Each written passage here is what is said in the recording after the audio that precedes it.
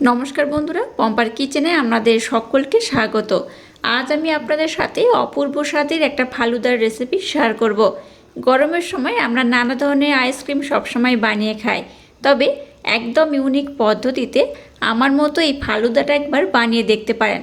অসাধারণ খেতে লাগে, একবার খেলে বারবার বানাতে ইচ্ছা করবে, আর যাকে বানিয়ে খাওয়াবেন সেই আপনাকে ভীষণ প্রশংসা করবে আর কিভাবে বানিয়েছেন জানতে চাইবে। তাহলে চলুন দেরি না করে একদম ইউনিক পদ্ধতিতে বানানো আজকের এই অপূর্ব স্বাদের ফালুদার রেসিপিটা দেখে নেওয়া যাক। আজকে এই ফালুদা বানানোর জন্য প্রথমে দেখুন গ্যাসটা জ্বেলে দিয়ে একটা কড়া বসিয়ে দিয়েছি, আর কড়ার মধ্যে সামান্য একটু আমি জল দিয়ে দিয়েছি। এবার এখানে 500 লিকুইড দুধ আমি দিয়ে দেব। দুধের পরিমাণটা আপনারা কম বেশি করে দিতে পারেন।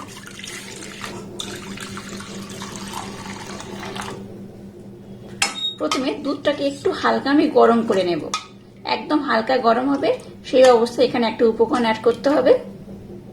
দুধটাকে হালকা গরম করে নিয়েছি, এবার মিল্ক পাউডার এখানে অ্যাড করছি। 4 চামচের মতো মিল্ক পাউডার অ্যাড করব।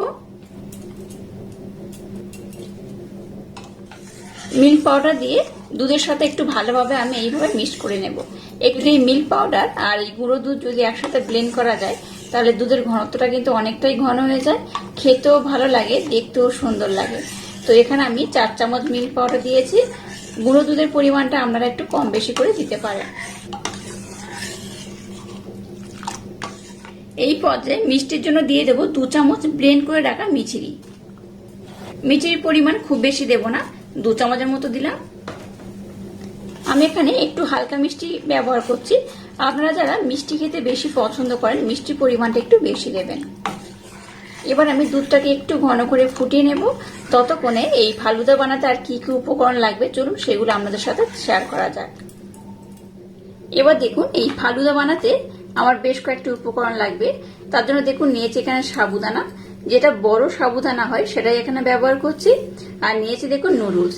এই ফালুদা বানাতে ইনস্ট্যান্ট কিন্তু নুডলস বানিয়ে নেওয়া যায়, তো আমি সেই নুডলসটা না বানিয়ে এটা কিন্তু বাজারে যে চিকন যে নুডলসটা পাওয়া যায় একদম সরু সরু দেখে বুঝতেই পারছেন, এই সরু সরু নুডলসটা কিন্তু এখানে ব্যবহার করব। মোটা নুডলস এখানে নেবেন না, সরু নুডলসটা এখানে দরকার। তাই দেখুন এরকম সরু নুডলসটা আমি নিয়ে নিয়েছি। এবার এখানে দেখুন বেশ কিছু আমি ফল নিয়ে নিয়েছি। কালো আঙুর নিয়েছি, সবুজ আঙুর নিয়েছি, কলা নিয়েছি, নিয়েছি এখানে ডালিম, আর নিয়েছি একটা পাকা আম। এখানে আমি আরো অন্যান্য উপকরণ অ্যাড করব। তো প্রথমে এই ফল কটা আমি ব্যবহার করব। এই ফলগুলোকে আমি খুব ভালোভাবে প্রথমে কেটে নেব। সমস্ত ফলগুলোকে দেখুন খুব ভালোভাবে কেটে নিয়েছি। আমটাকে এইভাবে টুকরো টুকরো করে কেটে নিয়েছি, কলা কেটে নিয়েছি, কালো আঙুর, ডালিম রয়েছে, একটু আমসত্ত্ব নিয়েছি, আর রয়েছে সবুজ আঙুর। তো এই ফলগুলোকে আমি খুব ভালোভাবে কেটে নিয়েছি। দুধটাকে দেখুন আমি কিন্তু বেশ ঘন করে ফুটিয়ে নিয়েছি। এটাকে কিন্তু আমি আর খুব বেশি ঘন করব না, কারণ এখানে অনেক উপকরণ অ্যাড করতে হবে, তাই খুব বেশি ঘন করার দরকার নেই। খুব বেশি ঘন করলেও কিন্তু এটা খুব একটা ভালো লাগবে না, কারণ এখানে যেহেতু অনেক উপকরণ অ্যাড হবে তাই ঘন করলে উপকরণগুলো এইভাবে ঠিকঠাক করে কিন্তু অ্যাড করা যাবে না। এবার আমি গ্যাসটাকে বন্ধ করে দেব, আর এটাকে আমি একটু ভালোভাবে ঠান্ডা করে নেব। যেহেতু আজকে আমি ফালুদা বানাচ্ছি, ফালুদা কিন্তু ঠান্ডা ঠান্ডা খেতে বেশি ভালো লাগে, তাই দুধটাকে প্রথমে খুব ভালোভাবে আমি ঠান্ডা করে নেব। এবার একটা এরকম পাত্র নিয়ে নিলাম, যে সাবুদানাটা নিয়েছি সেটাকে এই পাত্রের মধ্যে ঢেলে দেব। এবার এখানে ফুটন্ত গরম জল নিয়েছি। ফুটন্ত গরম জলের মধ্যে সাবুদানাটাকে আমি 10 থেকে 15 মিনিটের জন্য ভিজিয়ে রাখবো। ভিজিয়ে রাখলে কি হবে, সাবুদানাটা কিন্তু বেশ নরম হয়ে যাবে, আর এটা যখন সিদ্ধ করবে খুব একটা বেশি সময় লাগবে না। তাই গরম জলে সাবুদানাটাকে আমি একটু ভিজিয়ে রেখে দেব। এবার একটা সসপ্যান বসিয়ে তার মধ্যে জল দিয়ে দিয়েছি, জলটাকে গরম করে নিয়েছি। এবার যে নুডলস গুলো নিয়েছি সেটাই জলের মধ্যে আমি দিয়ে দেব।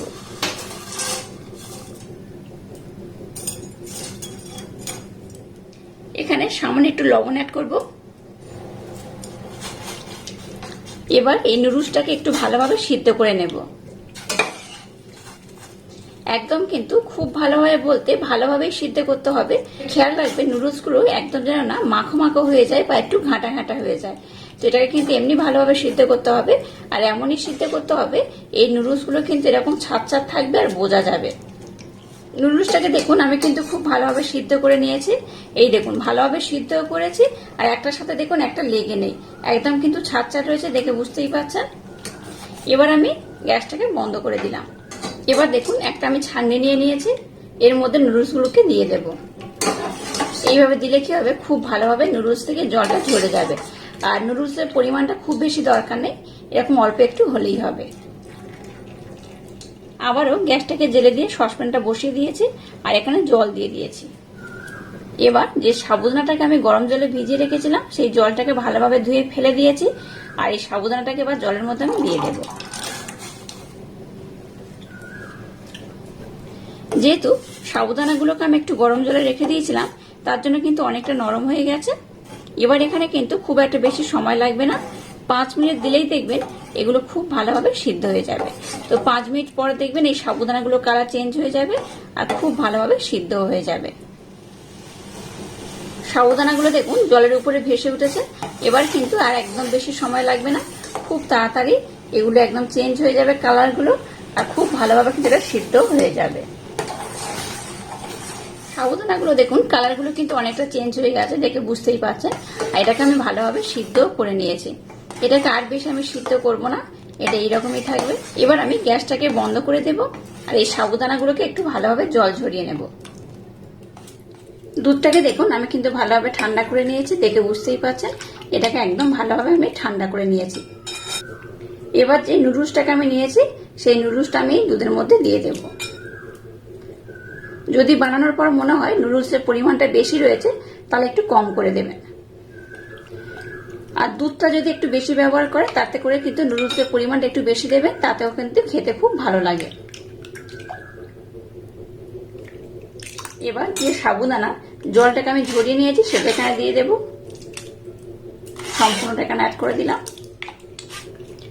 সাবুদানা আর নুডলসটাকে দেখুন দুধের মধ্যে আমি দিয়ে দিয়েছি।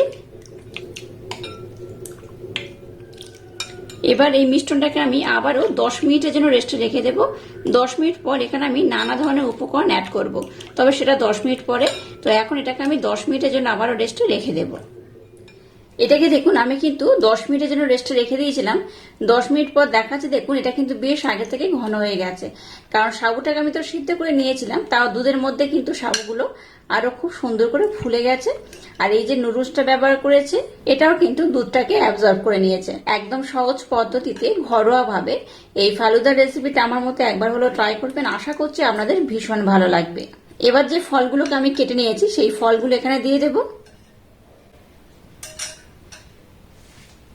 প্রথমে দেখুন যে পাকা আমটাকে নিয়েছি সেটাকে দিয়ে দেব, আঙুরটাকে দিয়ে দেব, সবুজ আঙুরটা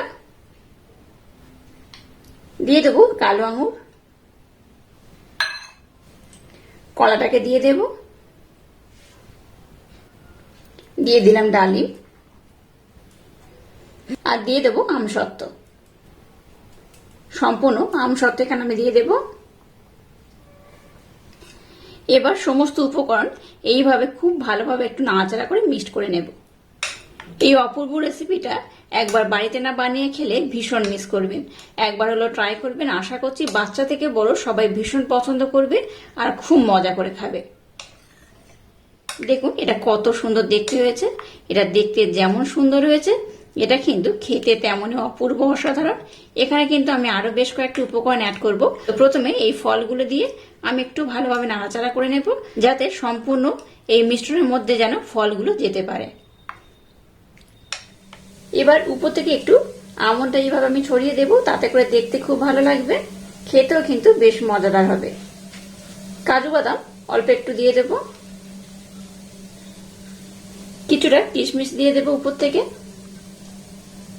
আর নিয়েছে এখানে আইসক্রিম। অবশ্য আইসক্রিম এখানে ব্যবহার করবেন, ফালুদাতে এই আইসক্রিম একটু দিলে কিন্তু বেশ ভালো লাগে।